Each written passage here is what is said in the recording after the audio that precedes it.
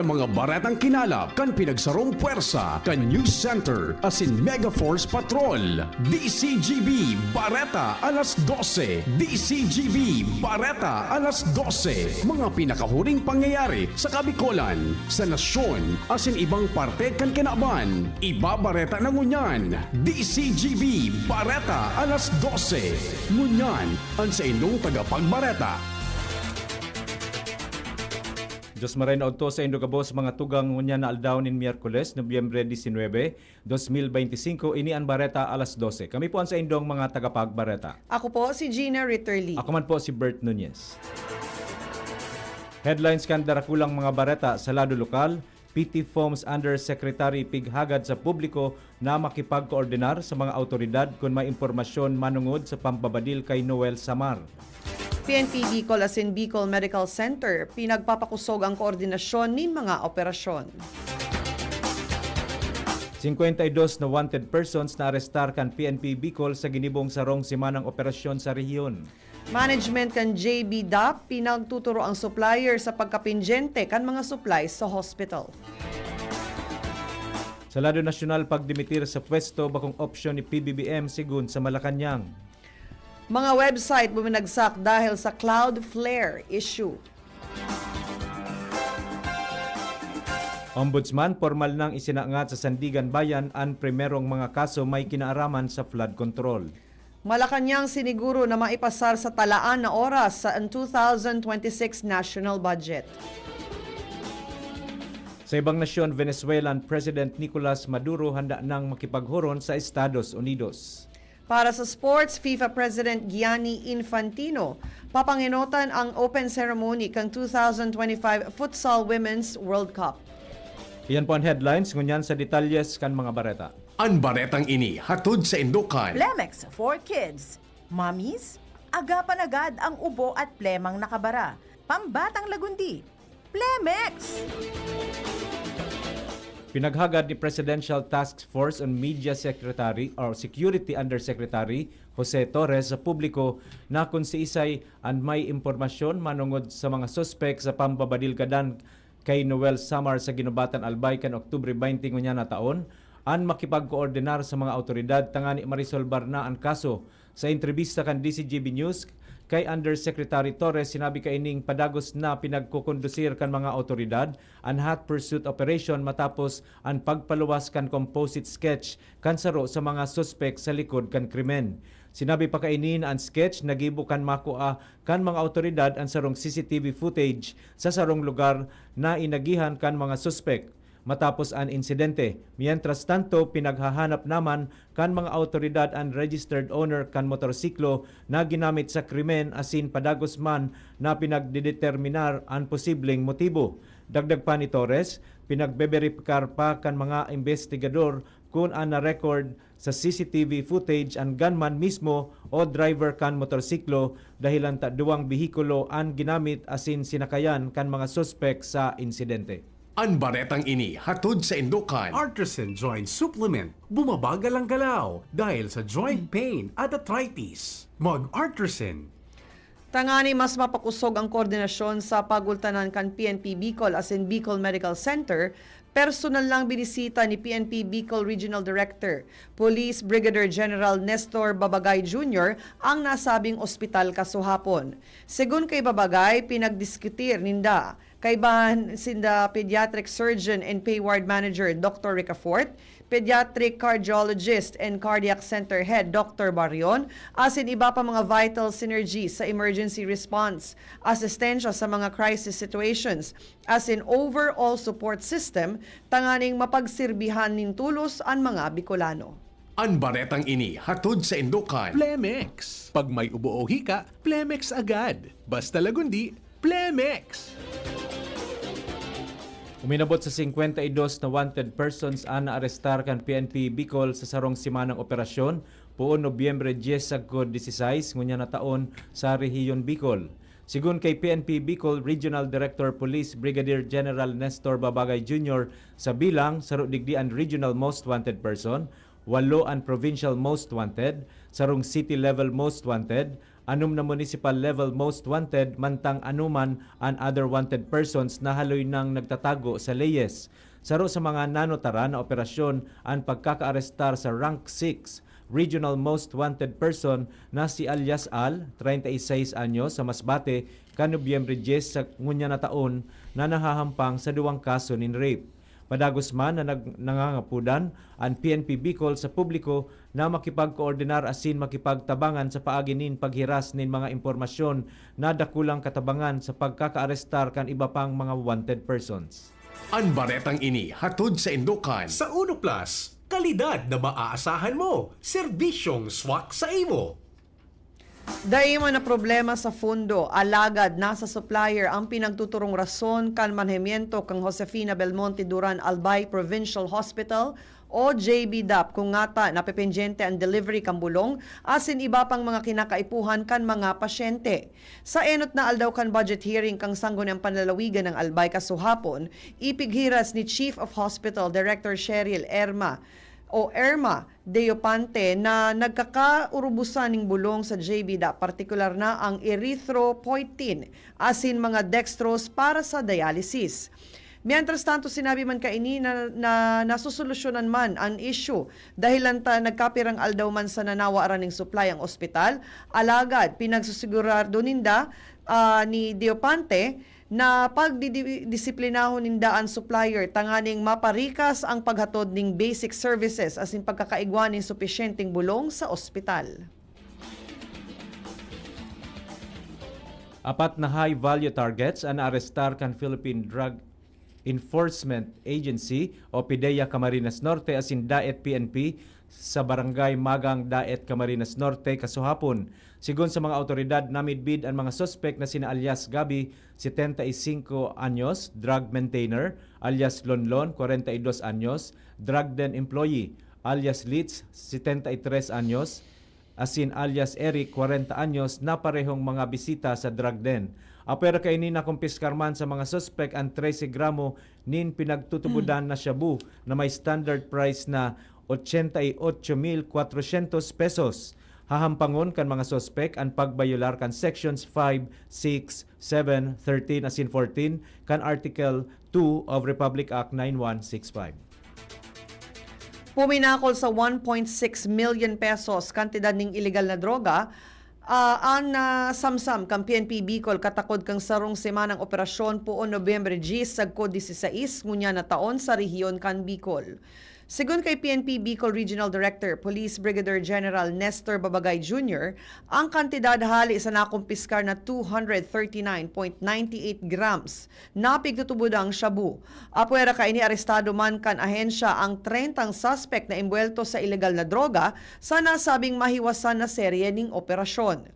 Kabilugan man na sa 33 na kaso na naisangat laban sa mga naarestar kasunod kang 26 na operasyon sa manay-ibang probinsya sa syudad asin sa rehiyon. Gigibuhon para sa mga residentes kan Barangay Ibaugan, San Rafael asin San Vicente Grande kan Daraga Albay ang barangaya ng LGU Daraga sa Biyernes, Nobyembre 21 alas 8 nin pagkaaga sa San Vicente Grande Covered Court. Sigun kay Mayor Vic Perete, maawat kan aktibidad na mairani sa residentes an man iba-ibang serbisyo aron kan konsultasyon, asistensya, asin iba pang tabang, hali sa man iba-ibang ahensya asin opisina kan gobyerno. Naihatod kan Department of Social Welfare o DSWD Bicol ang 2,000 na asistensya sa pamilyang naapektaran kan bagyong uwan sa Garchitorena, Camarines Sur. Sa pangingenot ni Regional Director Norman Laurio na i-distribuir ang 1,000 na kitchen kits asin 1,000 family food packs sa mga barangay kang poblasyon 1, 2, 3, 4 asin pangpuhunan sa kang nasabing lugar. Abangan pan ibang bareta sa pagbabalik kan Bareta alas 12. Pre, makinig ka muna. Payong kaibigan lang ha. Work hard, play hard. Yan ang motto ko dati. Pero nakakapagod din pala katagalan. Sa gitna ng lahat ng mga puyat, inom at pagkain ng masasarap, kasama na ang oily at fatty foods, kailangan pa ring bantayan ang kalusugan. Tamang kontrol ang kailangan. Katuwang ko, ang Live May Silimarin na maaring makatulong, protektahan ang atay. Cheers to more good times. Be a liver lover. Mahalagang paalala, ang Liveroid ay hindi gamot at hindi dapat gamitin paggamot sa anumang uri ng sakit. Ang good drinks at good food, perfect combo. Isama pa ang Liveroid para sa kalusugan ng atay. Mabibili sa mga leading drugstores nationwide. May iba't ibang karamdaman ka ba gaya ng high blood pressure, diabetes, sakit sa puso, sa kidney, sa atay, may myoma na stroke, may gallstones, cancer at marami pang iba? Ang Amazing 4 ng Miracle Health Corporation ang subukan mo. Makakatulong dahil mula ito sa epektibong Amazing Trio at mas lalo pang pinalakas dahil sa Mega 1 na mayroong 21 sangkap. Subok ng nagpapalakas ng immune system at marami na ang mga natulungan na mayroong iba't ibang karamdaman. Huwag nang patagalin pa. At magpakonsulta. Maaaring pumunta kay Doc Joey Bitito sa Barangay 18, Cabangan West, Legazpi City, kaharap lang ng Bangko Sentral ng Pilipinas. O tumawag sa 0998-975-8121 or 0917-853-8933 para sa free consultation sa natural medicine. Mapapanood din ang serbisyong natural, kalusugan at bayanihan sa YouTube channel at sa Facebook page na Doc Joey Bitito. Inihahatid ng PhilHealth ang mas pinalawak na primary healthcare package para sa lahat ng Pilipino. PhilHealth Konsulta. Magparehistro na sa pinakamalapit na konsulta provider para sa inyong health risk screening at konsultasyon. Maaaring maka-avail ng mga gamot at laboratory test batay sa rekomendasyon ng primary care provider. Pumunta sa aming official website www.philhealth.gov.ph para sa mga detalye. Bawat print, bawat tahi, walang sablay. Sa Herprint, ang quality laging tunay. T-shirt man o polo, lahat panalo. Dito sa amin, wala kang talo. KTF Sublimation, heat press din embroidery pa. Ang linis tingnan sa'kin, kahit anong style kaya namin gawin. Herprint ang sagot, walang kapantay, lahat ng orders pasok sa husay. Herprint ang sagot, walang kapantay sa bawat design, tiwala mo'y taglay. Gusto mo ba ng kulay na buhay o simpleng design na astig ang taglay? Kami ang bahala, walang kaproble-problema. Sa Herprint sigurado kang astig ang resulta. KTF Sublimation, heat press din embroidery pa. Ang linis tingnan sa'kin, kahit anong style kaya namin gawin. Herprint ang sagot, walang kapantay, lahat ng orders pasok sa husay. Herprint ang sagot, walang kapantay sa bawat design, tiwala mo'y taglay. Tonic Bank, Pamas Cologne. Tonic Bank. Low monthly payments. Kami dito. And in just a few minutes, aprobado. O diba? Set ka pa! With Tonic Bank Loan, Pamas Cologne. Sa Shoppers Tonic Loan, Pamas Cologne. Tonic loan products are subject to credit evaluation and approval. Promo runs October 20, 2025 to January 11, 2026. For DTI Fair Trade Permit Number FTEB 240055 Series of 2025. Regulated by the Bangko Sentral ng Pilipinas. Apply for a Tonic Shop installment loan and you might be one of the lucky winners to have your loan waived. Piolo Pascual po. Sa ubo at hika, may Plemex Forte Syrup and bottles. Pero para sa ginhawang kailangan agad, may Plemex Forte Capsule and Blister Pack. Madaling bitbitin, kayang ibulsa. Gawa sa natural na lagundi na tumutunaw at nagpapalabas ng plema. Convenient na, ginhawa pa. Plemex Forte Lagundi and Capsule. Basta lagundi, Plemex. Easy! Vitex Segundo L is the generic name of Plemex Forte. If symptoms persist, consult your doctor. Serbisyong totoo, produktong garantisado. Madaling kaulay at sindakol na rekomendasyon. May Uno Plus na kalidad. Mag-Uno Plus, mag-Uno Plus. Sa Uno Plus, kalidad na masasarigan mo. Serbisyong swak sa imo. Magbisita sana sa Uno Plus Facebook page. Sa Uno Plus, kalidad na masasarigan mo. Serbisyong swak sa imo. Bumisita sa Uno Plus Facebook page. Inihahatod sa inyo kan Department of Environment and Natural Resources, Regional Office No. 5. Ang programang Kapalibutan Ta at Tamanon Ta. Kapalibutan Ta at Tamanon Ta. Programang magtataunin informasyon asin kaaraman, manangod sa satuyang kapalibutan, asin sa mandato kan Department of Environment and Natural Resources. Sa tunghinanyugon, kada Huwebes alas 11 sagkod alas 12 nin pagkaudto, Kapalibutan Ta at Tamanon Ta. Hatod sa inyo kang DENR Regional Office 5 asin kan istasyon na ini.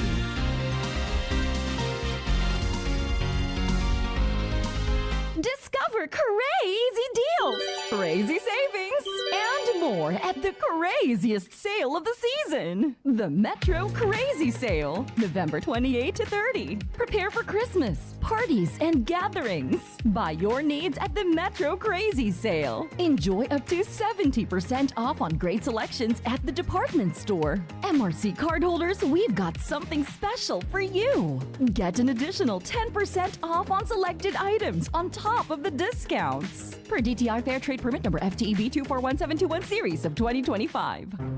Getting married this year? Planning for a birthday party? Organizing an event for your company? Bicol Food Delights Catering Services is your one-stop solution for your upcoming events. From venue, coordination, and events host, we got it covered for you. At Bicol Food Delights, we also cater events of all sizes, specializing in wedding, corporate events, and parties. We've got the best menu for your events, like crispy Bicol Express, braised pork ribs in white sauce, cheesy baked lasagna, chili beef tinutungan, BFD fried chicken, and more. We also offer service contract and tables and chair rentals at affordable prices. Bicol Food Delights Catering Services is located at the second floor of BFD Building, Purok 2, Barriada, Barangay 38, Gugun, Legazpi City, in front of Kalayaan Park. For more inquiries, you can call us at 0919-094-2572 or 0927-353-4407, or you can visit us at our official Facebook page at Bicol Food Delights Catering Services. Bicol Food Delights Catering Services. Great food, delightful service.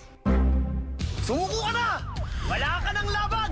Hanggang dito ka na lang, Coco Martin! Hindi yan eksena sa pelikula. Ganyan ako pag nagdududa sa kakayahan ko. Pero kahit alam kong natural umarap sa hamon, mas likas pa rin sa akin ang maging matatag. Kasama ko lagi ang Cobra Energy Drink. Kampante ako dahil tatak high quality. Ito lang ang energy drink na may Immune Plus na pinagsamang vitamin D at zinc. Meron pang B vitamins, taurine, ginseng at inositol. Tatag mo, tatak Cobra. Balik po kita sa detalyes kan sa mga bareta sa lado nasyonal asin iba pa. Daing plano si Presidente Ferdinand Marcos Jr. na magdimitir sa pwesto. Kasunod ini sa pagbulgar kan tugang niyang si Senador Amy Marcos na nagagamit nin droga ang presidente.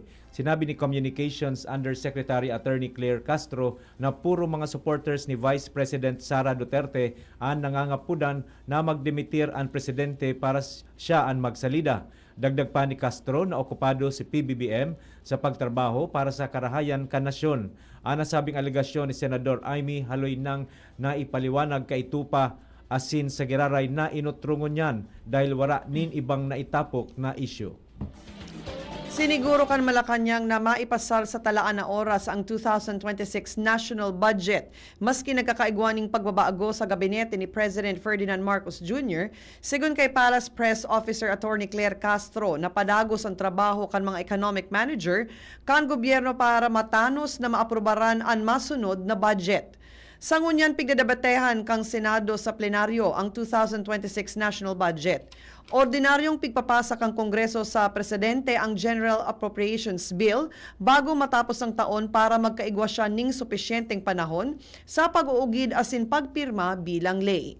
Magigirumduman na inanunsyo ni Castro kang nakaaging aldaw na inako kang Presidente ang pag-resign sa pwesto ni na Executive Secretary Lucas Bersamin asin Budget Secretary Amena Pangandaman bilang delikadesa matapos indang mapangaranan sa flood control controversy.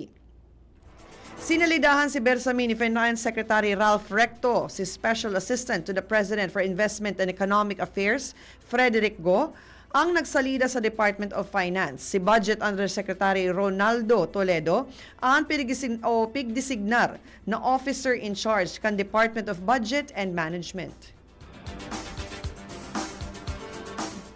Formal nang naisumitir kan Office of the Ombudsman ang kainot-inoteng kaso sa Sandigan Bayan may kinaaraman sa maanomaliyang mga proyekto nin flood control. Matapos ang 2 bulan na investigasyon, pagkalap nin mga ebidensya asin mga testimonya, inanunsyo kan Ombudsman ang inisyo kaining resolusyon para makapagsaangat nin kasong kriminal kontra sa nagkapirang mga imbuelto sa kontrobersiya. Sigun kay Assistant Ombudsman Miko F. Clavano, sinangatan ninda nin kasong kriminal sina dating Ako Bicol Party List Representative Saldico, nagkapirang opisyal kan Department of Public Works and Highways, kan Region 4B, asin pati Board of Directors kan SunWest Corporation. Partikular na sinangat sa Sandigan Bayan ang mga kasong malversation of public funds through falsification of public documents, pagsuhay sa Section 3E kan Republic Act 3018 o Anti-Graft and Corrupt Practices Act. Mantang sinaangatan man nin separado asin dugang na kaso si Saldico sa pagbalgar kaini sa Section 3B kan RA 3019 sa pagresibi nin aron unwarranted financial o pecuniary benefits. May kinaaraman ang kaso sa flood control project na konstruksyon kan road dike sa mag-asawang Tubig River sa Naudjan Oriental, Mindoro. Katakod kaini, sinabi pa ni Assistant Ombudsman Miko Clavano na ang rekomendasyon kan Panel of Ombudsman Prosecutors iyo andai pag-unrahon na makapagpiyansa si former Ako Bicol Party List Representative Saldico. Tinamaan ni mahiwasan na outrage na darakang technical issues sa Cloudflare ang dakol na website, kaibahan ang X o dating Twitter. Nahadit ang dakol na user kang nakaaging aldaw matapos na dai ma-access ang nagkapirang pamosong site asin ma-eksperyensyahan ning internal server error sa saindang paglaog o pag-refresh ning page. Kaibahan sa mga naapektaran ang X, film reviewing site, Letterboxd asin iba pang platform na naglalaom sa Cloudflare. Segun sa Cloudflare, padagos panindang pig-imbestigaran ang pigikanan kan problema tanganing maiwasan na mautro pa ini. Ang Cloudflare sarong kumpanya na nagtataonin mga serbisyo para gibuho na mas marikas, mas ligtas asin mas stable ang website sa internet. Piglinaw kan Catholic Bishops Conference of the Philippines o CBCP na daininda pig-iinganyar si Presidente Bongbong Marcos na magdimitir sa pwesto sa tahaw kan mga isyu sa politika asin kontrobersiya sa flood control. Sinabi ni Father Jerome Ceciliano, Executive Secretary kan Episcopal Commission on Public Affairs kan CBCP, na ang simbahan nakasentro sa rule of law asin accountability. Dagdag pa niya na importante ang legal na proseso asin bako ang pagdimitir sa pwesto. Sa giraray niyang tinaawanin doon na wala nin pangapudan na mag-resign kung si isay man, basta ang importante may mga makakasuhan asin maghiro ang legal na proseso. Ibinulgar ni dating presidente as an incumbent Pampanga Representative Gloria Macapagal Arroyo ang pagbalo na magsingit ning ginatos na milyones pesos na kantidad ning flood control funds sa iyang distrito sa irarum kang 2026 General Appropriation Bill o GAB. Sinabi ni Arroyo sa sarong Facebook post na durante kang diskusyon kan komite o Committee on Amendments to the House of GAB for 2025, may nag-informar sa inda na may pagbalo na mag-alokar ni nagkapirang gatos na milyones ning flood control fund sa 2nd District kan Pampanga. Sinabi niya na bako sinda ang nag-introduir kang proposed allocation. Nagpapasalamat man sinda sa Appropriations Committee sa pagtanggal kaini sa komite o committee report. Alagad de pa na pigdetalye ni Arroyo ang mga proyekto. Bareta sa ibang nasyon, handang makipaghuron si Venezuelan President Nicolas Maduro sa siisay man na representante ni US President Donald Trump. Ana sabing pahayag matapos na i-anunsyo ni Trump na day ini nagbabago nin desisyon na mag-deploy nin mga soldado sa Venezuela. Inakusaran kan Amerika si Maduro na iyo ang leader kan drug cartel. Pinahimutikan man ini ni Maduro asin sinabi na kaya pig-akusaran siya kan Estados Unidos dahil gusto sa nakaining makontrol ang oil reserves kan Venezuela. Pun kan magtukaw sa ikaduwang termino si Trump, naging matindi na ang pressure kan Amerika kay Maduro. Nagtagama man ang US nin 50 million na reward para sa ikakadakop ni Maduro. Nagkondukta man ni nagkapirang military operations ang Amerika sa mga bangka na pigsasabing nagdadaran nin illegal na droga hali sa Venezuela pasiring sa Estados Unidos. Sa bareta niya to sa lado ng sports, papanginota ni FIFA President Gianni Infantino ang pagpuon kang 2025 Futsal Women's World Cup. Inanunsyo ni Philippine Football Federation President John Gutierrez na makakaibahan si Infantino sa opening ceremony na mapuon sa Nobyembre 21 sa PhilSports Arena. Piglalauman na maatendir man sa opening ceremony si President Ferdinand Marcos Jr. na nasa 16 teams ang mapartisipar sa nasabing torneo na kinakabilangan kang Italy, Portugal, Spain, Poland, Colombia, Argentina, Brazil, Canada, Panama, Morocco, Tanzania, New Zealand, Iran, Thailand, Japan, asin Pilipinas. Naimbento ni Richard Browning kan Gravity Industry sa UK ang jet suit, sarong wearable flying suit na nagagamit din mini jet engine sa mga kamot asin likod na nagtataong dalan sa sarong persona na maglayog, hover asin magmaneuver sa ere na gari Iron Man sa totoong buhay. Ang device nagagamit nin 5 micro gas turbines, 2 jet engines sa kada braso asin sarong jet engine sa likod. Kaya man kaini ang flight time na 5 sagkod 10 minutes na may rikas na sobra 85 kilometers per hour. Ang nasabing jet suit pwedeng mabakal sa kantidad na $440,000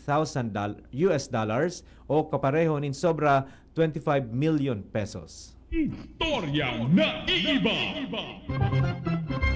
Para po sa satuyang special story, sarong diver hali sa Switzerland ang nakakuha ng Guinness World title matapos na magsisid sa 180 feet sa irarong kamahibog na yelo na daing sulog na fins o diving suit.